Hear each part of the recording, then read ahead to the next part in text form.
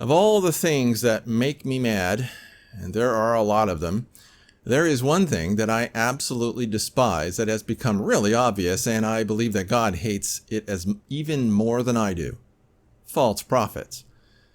There was a horrific amount of corruption among Donald Trump's spiritual advisors. At least some of them were horrible human beings and liars for fun and profit. They sold their souls for power and money. They did it for fame and fortune, and it should be clear that they didn't do it for God.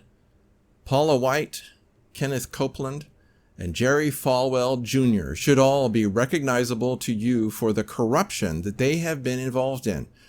And there is evidence about others in that group that would make me want to leave any church that allows them to preach. But there's more. Go look at all the demonstrably fake prophets and prophecies about how Donald Trump would have a second term in office. Every one of those men and women were false prophets. Every single one. They said, "The Lord told me."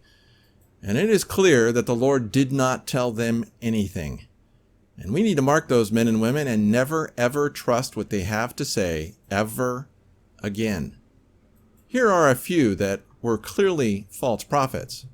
Lauren Sanford, Jeremiah Johnson, Chris Vallotton, Mark Taylor, Pat Robertson, Paul Begley, Jonathan Kahn, Kat Kerr, Charlie Shamp, Dave Hayes, Sean Bowles.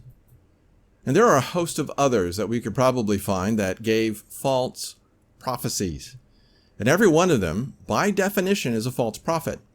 And even if they apologize for their false prophecies, and some have, they still cannot be trusted ever again. Period. Don't get me wrong. There's an eternal world of difference between a prediction and a prophecy. Making an honest guess and getting that guess wrong does not make you a false prophet. Predictions are not prophecies. Even if you have a dream that seems prophetic, it doesn't make you a false prophet either.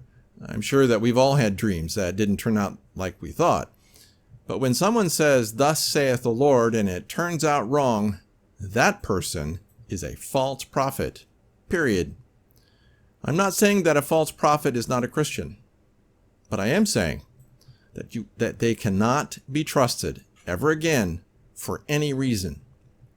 It's time for Christians to stop listening to false prophets. It's time for them to stop following fancy tales and lying delusions. It's time to start listening to what the Bible actually says and not what you want it to say. If you don't love the actual truth, there's literally no hope for you. That was a Shockcast short. If you want to help keep Omega Shock and the Shockcast alive, there's a link below that can help you do that.